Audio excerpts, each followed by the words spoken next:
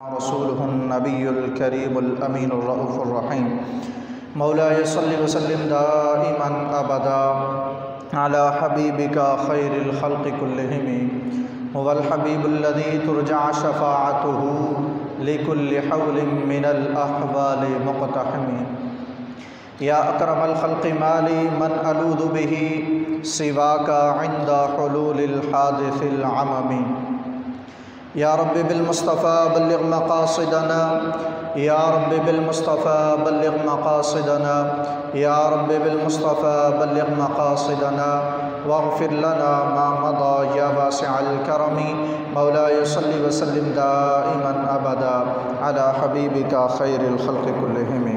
حمد و ثنا کے بعد نہایت ہی واجب القدر سامعین ذی وقار حاضرین ذی احتشام، اللہ رب العزت کا کرم خلاق کائنات کی مہربانی کہ اس پاک پروردگار نے مجھے اور آپ کو اپنی پاکیزہ اور مطہرہ بارگاہ میں آن کر سربہ سجود ہونے کی توفیق بخشی۔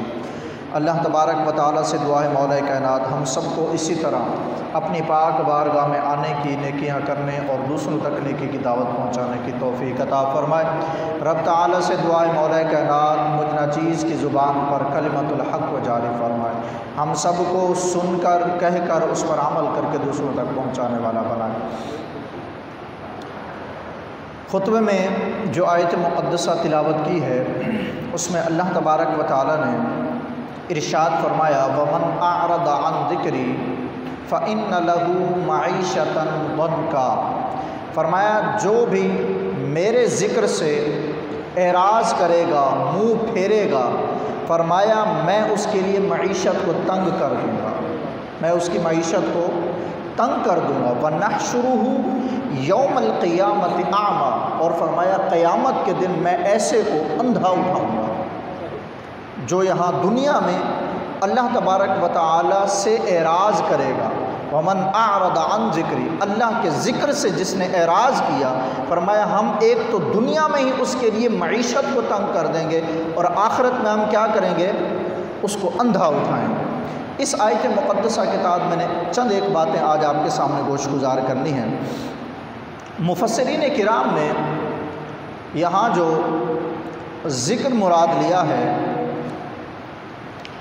اس ذکر سے دو تین معنی مراد لیے ہیں۔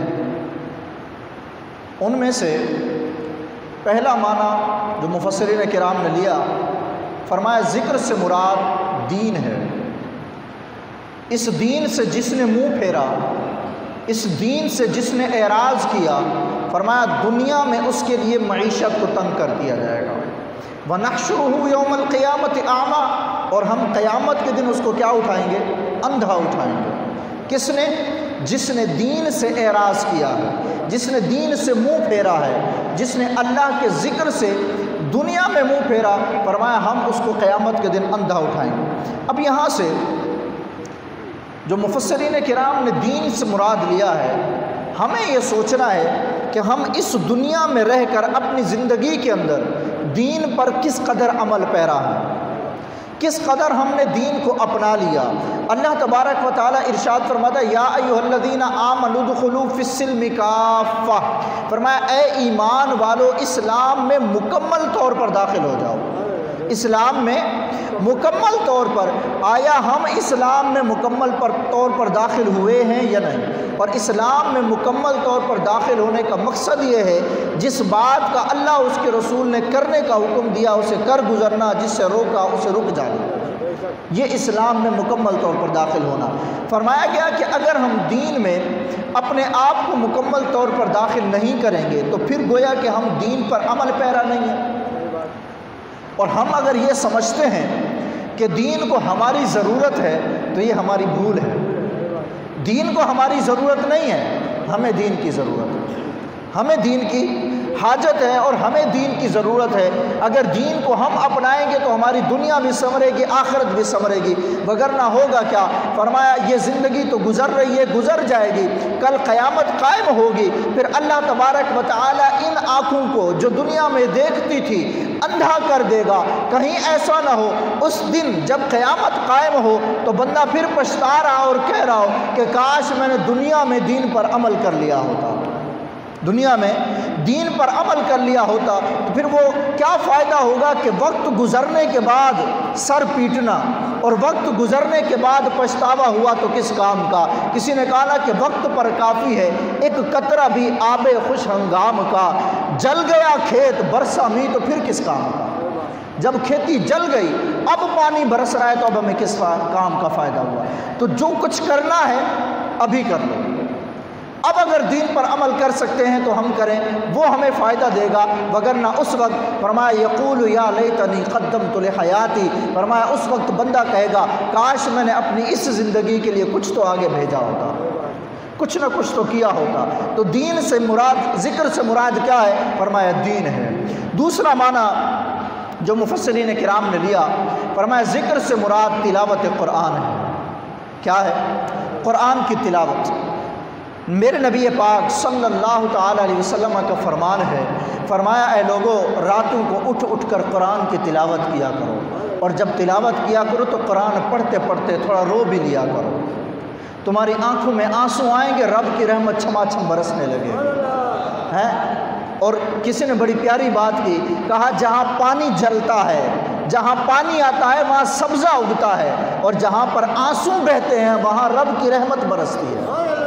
تو فرمایا میرے نبی پاک صلی اللہ علیہ وسلم نے فرمایا کہ لوگوں راتوں کو اٹھ اٹھ کر قرآن پڑھا کرو اور قرآن پڑھتے پڑھتے رویا کرو۔ فرمایا فَإِن لَّمْ تَبْكُوا فَتَبَاكُوا، فرمایا اگر تمہیں رونا نہ بھی آئے تو کم سے کم رونے کی کوشش ہی کیا کرو، رونے کی کوشش۔ کسی نے داتا علی حجویری رحمت اللہ تعالی علیہ سے جا کر پوچھا حضور اگر کوشش کے بعد بھی رونا نہ آئے تو کیا کریں؟ اگر کوشش کریں رونے کی اس کے باوجود بھی رونا نہ آئے تو کیا کریں؟ فرمایا پھر اپنے مقدر پر رویا کرو۔ تم اتنا سخت دل ہو گئے ہو، اتنا تمہارا دل جو ہے وہ مضبوط ہو گیا، سخت اور پتھر دل ہو گیا کہ تمہیں رب کے خوف سے رونا بھی نہیں آتا۔ فرمایا اگر رونا نہ آئے تو پھر کیا کیا کرو؟ فرمایا کہ تم اپنے مقدر پر رویا کرو۔ اور امام ابو نعیم نے حلیہ کے اندر لکھا ہے، آپ فرماتے ہیں کہ اس آنکھ میں کبھی کوئی بھلائی آ ہی نہیں سکتی جو آنکھ کبھی خدا کے خوف سے روئی نہ ہو۔ خدا کے خوف سے اگر کوئی آنکھ نہیں روئی، فرمایا اس آنکھ میں بھلائی کیسے آ سکتی ہے؟ اور یہ آنکھیں تو اللہ تبارک و تعالیٰ نے ہمیں یا تو دیدار مصطفیٰ کے لیے دی ہیں، یا پھر اللہ تبارک و تعالیٰ نے ان آنکھوں سے فرمایا کہ تم نیکیوں کی طرف آگے بڑھو۔ یہ نور ہمیں اللہ نے اس لیے دیا، ہم ان آنکھوں سے کبھی آنسو لے کر تو آئیں، پھر رب کی رحمت دیکھے کیسی چھما چھم برستی ہے۔ تو کہا ذکر سے مراد تلاوت قرآن ہے۔ فرمایا کہ راتوں کو اٹھ اٹھ کر قرآن کی تلاوت کیا کرو۔ جو لوگ قرآن کی تلاوت کرتے ہیں ان کا جسم بھی اور روح بھی، ان کے جسم کے اندر بھی اور روح کے اندر بھی فرمایا قرآن کا نور داخل ہو جاتا ہے۔ فرمایا دور سے پتہ چلتا ہے تلاوت قرآن کرنے والے ہیں۔ سیارہ ڈائجسٹ کے اندر ایک واقعہ ذکر ہوا کہ ایک شخص تھا، غریب تھا، اس کا انتقال ہو گیا۔ جب اس کا انتقال ہوا تو کچھ عرصے کے بعد اس کی قبر کھلی، اور قبر کھلی تو کہا کہ اس کے اندر سے نور نکل رہا تھا، اور اس کی قبر کے اندر سے گلاب کے پھولوں کی خوشبو آ رہی تھی۔ لوگ حیران ہوئے، کیا معاملہ ہوا؟ اس قبر والے کی کیا ایسی بات تھی، کون سی ایسی نیکی تھی کہ اس کی قبر کے اندر سے گلاب کے پھولوں کی خوشبو آ رہی ہے؟ خیر گھر کا پتہ لگایا گیا، گھر میں گئے، اس کی بوڑھی زوجہ تھی جو اس کے مرنے کے بعد اس کے گھر میں تھی، اس سے جا کر پوچھا بتاؤ جس بندے کا انتقال ہوا وہ تمہارا کون تھا؟ کہا میرا شوہر تھا۔ کہا ذرا بتاؤ تو صحیح اس کی کون سی نیکی تھی، کیونکہ اس کی قبر کھلی تو ہم نے یہ معاملہ دیکھا ہے، اس کی قبر سے روشنی بھی آ رہی ہے، اس کی قبر کے اندر سے گلاب کے پھولوں کی خوشبو آ رہی ہے۔ کہا مجھے میرے شوہر کی کوئی اور نیکی تو یاد نہیں، مگر مجھے اتنا پتہ ہے وہ اللہ کی آخری کتاب قرآن سے بڑی محبت کیا کرتے تھے، اللہ کی آخری کتاب سے بڑی محبت کیا کرتے تھے، وہ پڑھے ہوئے نہیں تھے۔ معاملہ یوں ہوتا تھا، وہ نماز پڑھنے کے لیے جاتے، فجر کی نماز پڑھتے، جو قرآن پڑھے لوگ ہوتے وہ وہیں نماز پڑھ کے قرآن پڑھنے کے لیے بیٹھ جایا کرتے تھے۔ یہ بوجھل قدموں کے ساتھ واپس آتا تھا،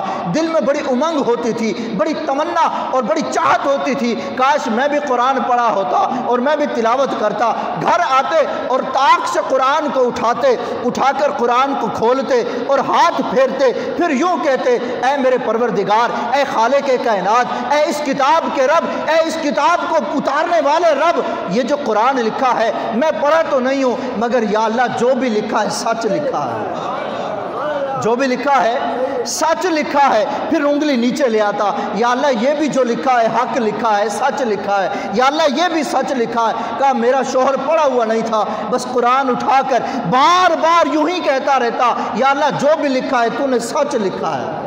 کہا اللہ کو اس کی یہ ایک نیکی پسند آ گئی۔ بتاؤ یار، اللہ تبارک و تعالی جس بندے نے قرآن پر صرف انگلی رکھ کر اتنا کہا، یا اللہ جو لکھا ہے سچ لکھا ہے، اس کی قبر سے اگر گلاب کے پھولوں کی خوشبو آ سکتی ہے، جو قرآن کا قاری ہو، قرآن کا حافظ ہو یا قرآن کو پڑھتا ہو، بتاؤ اس کی قبر سے خوشبو نہیں آئے گی؟ اس لیے فرمایا ذکر سے مراد تلاوت قرآن ہے۔ میرے بھائی قرآن کو پڑھا کرو، اس قرآن کے اندر بڑی روشنی ہے، اس قرآن کے اندر بڑا نور ہے، اس کے اندر بڑی برکتیں ہیں۔ اگر کوئی بیمار ہے قرآن پڑھو شفا مل جائے گی، پریشانی ہے قرآن پڑھو پریشانیاں دور ہو جائیں گی، ہر طرح کا حل اللہ نے قرآن کے اندر رکھ دیا۔ تو قرآن سے اپنے آپ کو دور نہ کرو۔ اقبال نے بڑے پیارے انداز میں کہا، وہ معزز تھے زمانے میں مسلمان ہو کر اور ہم خار ہو گئے تارک قرآن ہو کر۔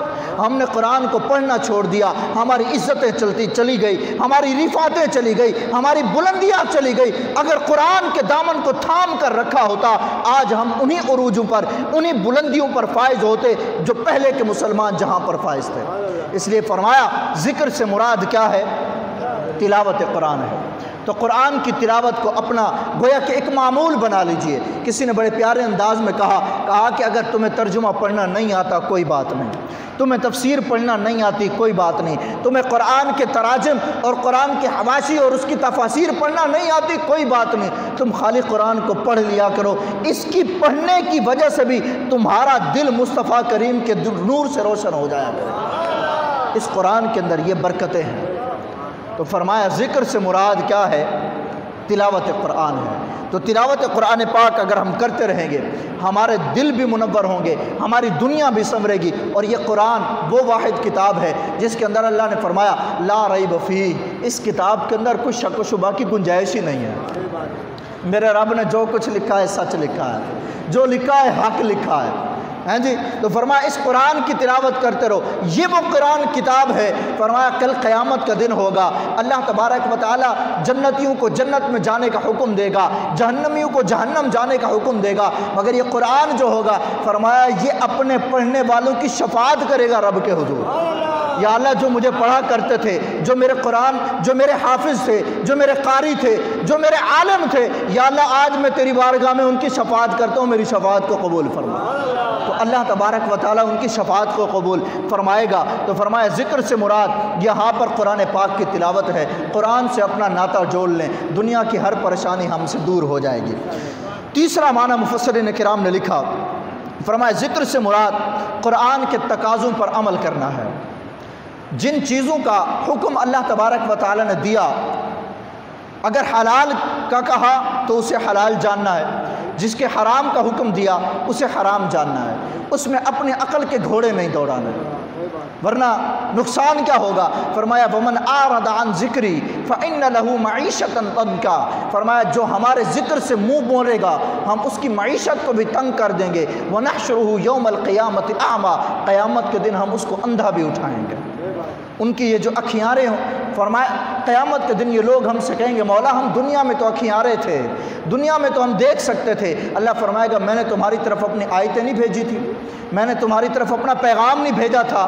کیا میں نے تمہاری طرف اپنے احکامات نہیں بھیجے تھے؟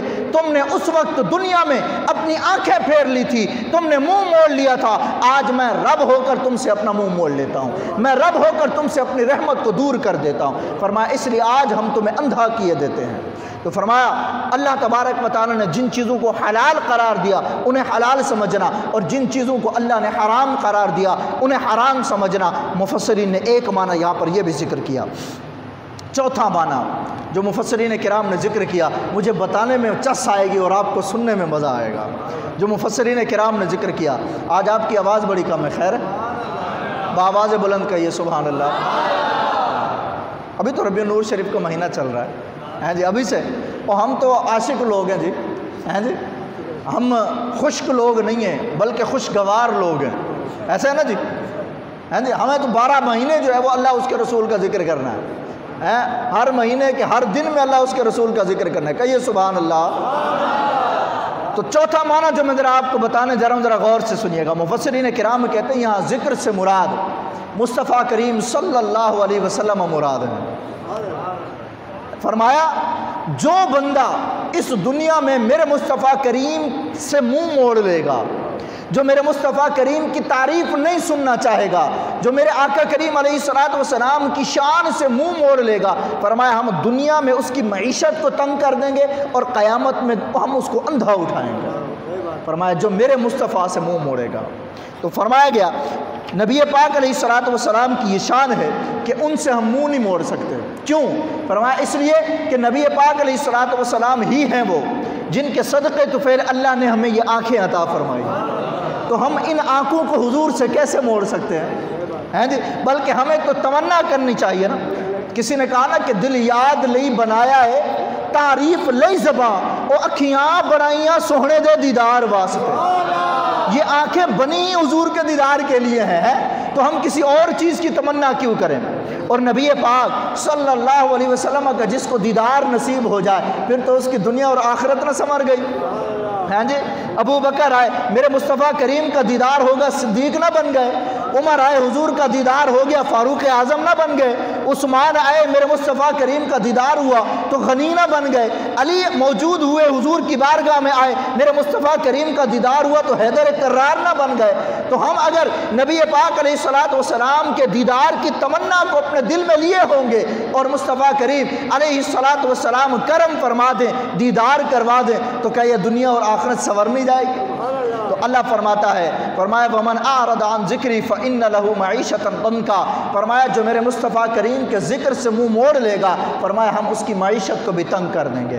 اس معیشت پر انشاءاللہ کبھی وقت ملا تو میں اس آیت مقدسہ کے تحت میں مزید گفتگو کروں گا، مگر میرے نبی پاک صلی اللہ علیہ وسلم کے ذکر سے ہم کبھی منہ نہیں موڑ سکتے۔ ایک عورت میرے محبوب کریم علیہ السلام کی بارگاہ میں آئی، یا رسول اللہ صلی اللہ علیہ وسلم مجھے ایک بیماری ہے، مرگی کے دورے پڑتے ہیں، میں آپ کی بارگاہ میں آئی ہوں، کرم فرمائے دعا فرما دیں یہ میری بیماری دور ہو جائے، میری بیماری۔ اور جن کے لیے حضور دعا فرما دیں صلی اللہ علیہ وسلم، میرے مصطفیٰ کریم صلی اللہ علیہ وسلم، آپ کو تو اللہ نے اختیار دیا، آپ نے فرمایا عورت یہ بتا میں اگر دعا کر دوں تو تیری بیماری چلی جائے گی، لیکن تو یہ بتا میں دعا کروں تیری بیماری دور ہو جائے یا پھر تجھے جنت چاہیے؟ تجھے بیماری چاہیے یا جنت چاہیے؟ اب دیکھیں نا مصطفیٰ کریم کے اختیارات صلی اللہ علیہ وسلم، عرض کی یا رسول اللہ کرم فرما دیں، میرے پاس بیماری رہنے دے، مجھے جنت عطا فرما دے، مجھے جنت عطا فرما دے۔ میرے نبی پاک علیہ السلام نے ارشاد فرمایا جا تجھے جنت کا مجدہ عطا کیا۔ عرض کی یا رسول اللہ ایک کرم نوازی فرما دیں، فرمایا بتاؤ کیا کہنا ہے؟ عرض کی یا رسول اللہ میں چونکہ عورت ہوں، میں کیا ہوں؟ عورت ہوں، جب مجھے مرگی کا دورہ پڑتا ہے نا تو بے پردگی ہو جاتی ہے، حضور کرم فرما دیں جب مجھے مرگی کا دورہ پڑے نا تو میری بے پردگی نہ ہو، میری بے پردگی نہ ہو۔ میرے نبی پاک علیہ السلام نے دعا فرمائی، راوی کہتے ہیں جب تک وہ زندہ رہی اس کو مرگی کے دورے پڑتے رہے مگر اس کی کبھی بھی بے پردگی نہ ہوئی۔ اب یہ عورت تو چلی گئی، کچھ دیر بعد ایک صحابی آئے، عرض کی یا رسول اللہ صلی اللہ علیہ وسلم میری آنکھیں نہیں ہیں، نابینا ہوں، حضور دعا فرما دیں میری آنکھیں آ جائیں، میں دیکھنے والا بن جاؤں۔ میرے محبوب کریم علیہ السلام نے جو بات اس عورت سے کہی تھی وہی بات اس صحابی سے بھی کہی۔ حضور نے فرمایا اگر میں دعا کروں تیری آنکھوں کی روشنی آ جائے، تجھے یہ چاہیے یا میں تجھے جنت کی خوشخبری سنا دوں؟ میں تجھے جنت کی خوشخبری سنا دوں۔ عرض کی یا رسول اللہ صلی اللہ علیہ وسلم مجھے آنکھیں عطا فرما دیں، مجھے آنکھیں عطا فرما دیں۔ تو کسی صاحب بصیرت نے بڑی پیاری بات کی، کہا حضور نے اس کو جب کہا تھا کہ تجھے بیماری چاہیے یا جنت، تو اس عورت نے تو بیماری کا کہا کہ یہ میرے پاس رہنے دیں، مجھے جنت عطا فرما دیں۔ اس نے ایسا کیوں کہا کہ یا رسول اللہ کرم فرمائے میری آنکھوں کی روشنی لوٹا دیں؟ کہا کہ بڑے پیارے انداز میں کسی صاحب بصیرت نے کہا بات دراصل یہ ہے کہ جس نے مصطفیٰ کا دیدار کر لیا ہو کیا اسے جنت نہیں ملے گی؟ ہیں جی؟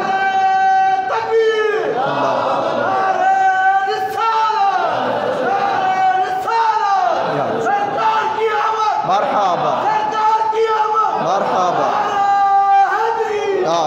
تو کہا یا رسول اللہ صلی اللہ تعالیٰ علیہ وسلم کرم فرمائیں مجھے آنکھیں عطا فرما دیں۔ میرے نبی پاک صلی اللہ علیہ وسلم نے دعا کے لیے ہاتھ اٹھائے، اللہ کی بارگاہ میں دعا کی، اللہ نے اس کی آنکھوں کی روشنی واپس عطا فرمائی۔ تو کہا یا رسول اللہ آپ کا دیدار ہو جائے میرے لیے یہی کافی ہے۔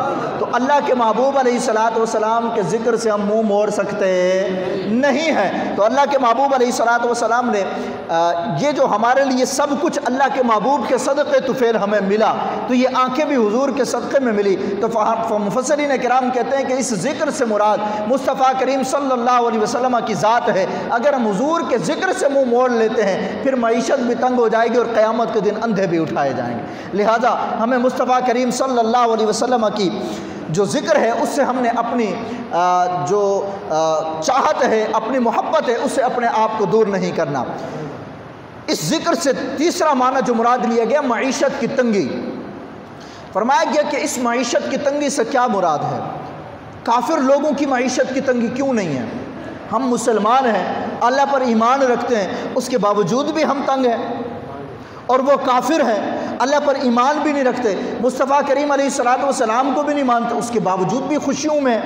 تو فرمایا گیا اس سے مراد یہ ہے کہ ان کی جو زندگانی ہے وہ زندگانی تنگ کر دی جائے گی، ان کا گزر بسر تنگ کر دیا جائے گا۔ فرمایا آج مسلمان ہے، دل کے اندر اللہ تبارک و تعالیٰ کا ایمان ہے، محبت رسول موجزن ہے، مگر غریب ہے تب بھی سکون کی زندگی گزارتا ہے۔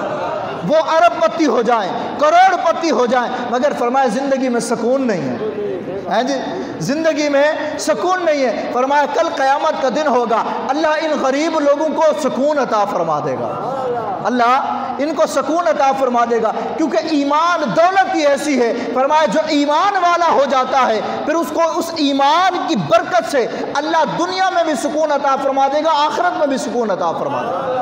یہ اللہ تبارک و تعالیٰ پر ایمان لانے اور نبی پاک علیہ السلام پر ایمان لانے کا نتیجہ ہوگا۔ اور کافروں کے ساتھ کیا معاملہ ہوگا؟ فرمایا کل قیامت کا دن ہوگا، اللہ تبارک و تعالیٰ ان کافروں کو یہ جو ہماری ظاہری صورت ہے اس میں جہنم میں نہیں ڈالے گا۔ فرمایا یہ صورت تو محمدی صورت ہے۔ یہ صورت کون سی ہے جی؟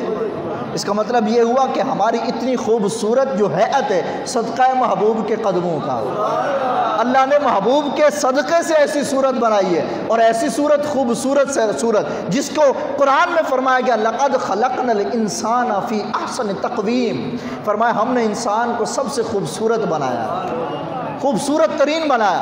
فرمایا یہ تو محمدی صورت ہے، تو فرمایا پھر کون سی صورت ہوگی جب کافروں کو جہنم میں ڈالا جائے گا؟ ان کی کیسی صورت ہوگی؟ فرمایا ان کی صورت ایسی ہوگی کہ ہر کافر کے احد پہاڑ جتنا ایک دانت ہوگا۔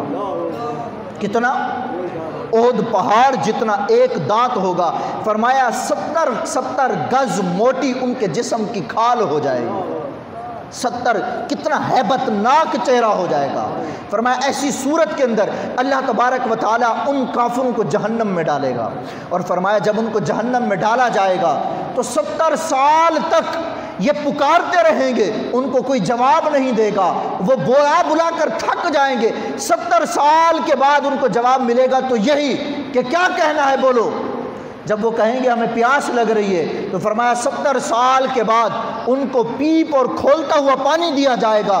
فرمایا یہاں دنیا کے اندر اگر گرمی میں کسی کو گرم پانی دیا جائے تو وہ پیچھے کر دیتا ہے، اس کی مرضی ہوتی ہے پیے یا نہ پیے، لیکن فرمایا جہنم میں کفار کو جب یہ کھولتا ہوا پانی دیا جائے گا تو ان کو زبردستی پلایا جائے گا، فرمایا ان کے پاس کوئی آپشن نہیں ہوگا، کوئی راستہ نہیں ہوگا اس کے سوا کوئی اور چیز پینے کا، فرمایا وہ کھولتا ہوا پانی پئیں گے تو ان کی آنتیں اور ان کا جسم اس پگھلتے ہوئے پانی کے ساتھ جو گرم ہوگا پگھل کر ان کے پچھلے مقام سے نکل جائے گا، فرمایا اتنا خطرناک عذاب اللہ ان کو جہنم میں دے گا۔ تو اس کا مطلب یہ ہوا ہم مسلمانوں پر اللہ کا کتنا کرم ہے، یہ صدقہ ہے اس مصطفیٰ کریم کا، فرمایا اس مصطفیٰ کریم سے اپنے منہ کو نہ موڑو، اس سے اعراض نہ کرو، اس کے ذکر کو اپنی فکر سمجھو، اگر اس کے ذکر میں رہو گے تمہاری مفلسی بھی کیا ہو جائے گی، امیری میں بدل جائے گی، تمہارا فقر غنا میں بدل جائے گا، تمہاری ہر پریشانی دور ہو جائے گی اگر تم نے اپنے دامن کو مصطفیٰ کریم کے دامن سے جوڑ کر رکھا۔ فرمایا یہ تو قیامت کا منظر ہوگا، اس سے پہلے فرمایا قبر کے اندر کافروں کے ساتھ کیا معاملہ ہوگا، فرمایا گیا اسی آیت مقدسہ کے تحت، فرمایا قبر کے اندر کافروں کے اوپر 99 تنین مسلط کیے جائیں گے، اور تنین کیا ہیں، فرمایا 99 تنین وہ ہیں کہ یہ ایک قسم کے سانپ ہوں گے، اور ہر سانپ کے بعض روایتوں میں آیا ہے کہ ہر سانپ کے 100 پھند ہوں گے، 100 پھند، ہر سانپ کے 100 پھند ہوں گے، اور بعض روایتوں کے اندر آیا ہے کہ ہر سانپ کے 7 پھند ہوں گے، فرمایا کہ قبر کے اندر اس کافر کو یہ 99 تنین جو ہے یہ ڈستے رہیں گے، اس کی بوٹیاں نوچتے رہیں گے یہاں تک کہ قیامت قائم ہو جائے گی۔ کیا ہو جائے گی؟ اب بتاؤ ایمان کتنی بڑی دولت ہے، کیا ہمیں یہ ایمان لانے کے بعد اسلام میں مکمل طور پر عمل نہیں کرنا چاہیے؟ اور اگر ہمارا یہ ایمان نہ ہوتا تو ایسے خطرناک عذاب سے ہم بچ سکتے ہیں؟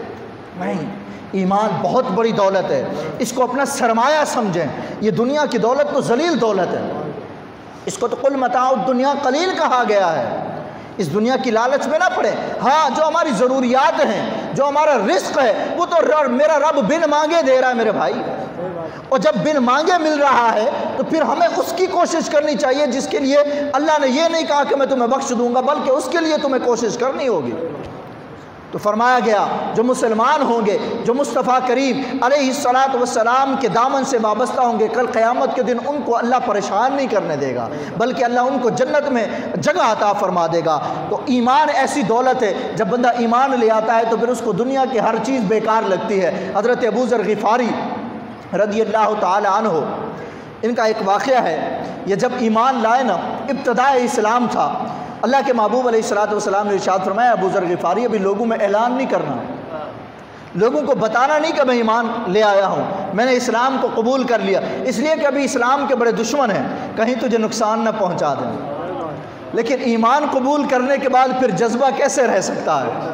کہتے ہیں ابو ذر غفاری میں نا کعبے کے اندر جا کر بیت اللہ شریف کی دیوار کے ساتھ لگ کر نا میں نے اعلان کر دیا، میں نے اعلان کر دیا کہ لوگوں سنو، میں اس محمد عربی کا دیوانہ ہو گیا ہوں، میں نے مصطفیٰ کریم صلی اللہ علیہ وسلم کا کلمہ پڑھ لیا۔ کہتے ہیں بس ابھی میں یہ بات کر ہی رہا تھا کہ کافروں نے مجھے مارنا شروع کر دیا، کافروں نے، کسی نے لاتیں ماری، کسی نے مکے مارے، کسی نے تھپڑ مارے۔ حضرت ابو ذر غفاری کہتے ہیں میں نا بڑا زخمی ہو گیا، اور کسی نے آ کر، حضرت عباس نے آ کر مجھے بچایا اور لوگوں کو بتایا کہ جس کو تم مار رہے ہو یہ ملک شام سے تعلق رکھتے ہیں، اگر ہم ان کے راستے کی طرف گئے اور ان کے قبیلے والوں نے ہمارے قافلوں کو روک لیا تو ہماری معیشت گویا کہ ڈوب جائے گی، تو اگر ان کو تم قتل کر دو گے کہ گویا کہ تم نے اپنی معیشت کا گلا گھونٹ دیا، لہٰذا کہتے ہیں مجھے نا انہوں نے چھوڑ دیا۔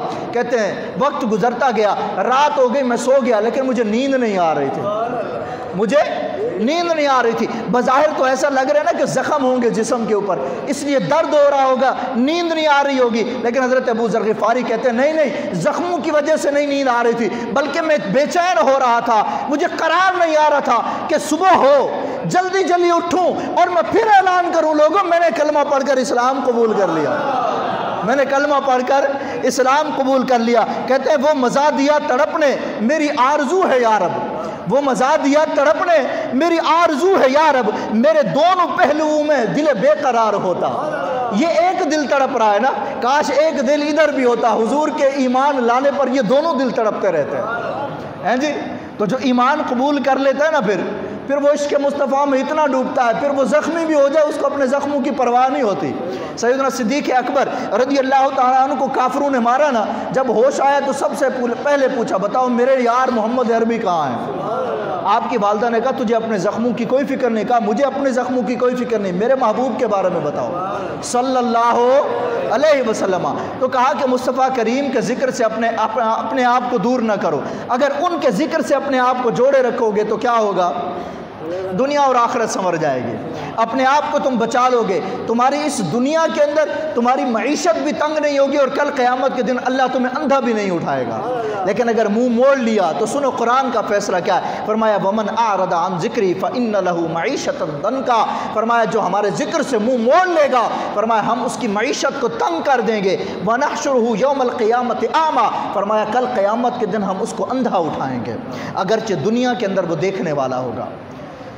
وہ بڑی پیاری بات میرے محبوب کریم علیہ السلام نے ارشاد فرمائی، یہاں پر جو معیشت کے متعلق ذکر کر رہا ہوں، ہمارے مسلمان بھائی یہ کہتے ہیں نا کہ مسلمان تو بڑے غریب ہیں، اسلام لے آئے، ایمان لے آئے، اس کے باوجود بھی غربت۔ یہ غربت بہت بڑی نعمت ہے۔ یہ غربت کیا ہے؟ جس کو ہم کم نعمت سمجھتے ہیں نا، یہ بہت بڑی نعمت۔ آج میں آپ کو ایک حدیث سناتا ہوں، غریب لوگ اپنی غربت پر ناز کریں گے۔ آواز نہیں آئی آپ کی؟ یہ گویا ایسی حدیث ہے جس کو یوں کہوں تو بے جانا ہوگا، گویا کہ یہ ٹینشن فری حدیث ہے۔ اس حدیث کو سن کر ہم اپنی غربت پر ناز کریں گے، اپنی غربت پر۔ اور اگر کوئی غریب یہاں ایسا بھی ہے کہ وہ اپنے آپ کو غریب سمجھ کر کوئی نقصان اٹھانا چاہ رہا تھا یا اپنے آپ کو کوئی نقصان دینا چاہ رہا تھا تو اس سے رک جائے گا۔ اس حدیث مبارکہ کو آپ غور سے سنیں، میرے محبوب کریم علیہ السلام نے کتنے پیارے انداز کے اندر غریب لوگوں کی ترجمانی گویا کرتے ہوئے ارشاد فرمایا اے لوگو سنو، اللہ تبارک و تعالیٰ کے تھوڑے دیے گئے رزق پر جو راضی ہو جاتا ہے، جو اللہ کے تھوڑے دیے گئے رزق پر راضی ہو جاتا ہے، میرا رب کریم ہو کر فرماتا ہے کل قیامت کے دن میں اس کے تھوڑے عملوں پر راضی ہو جاؤں گا، میں اس کے تھوڑے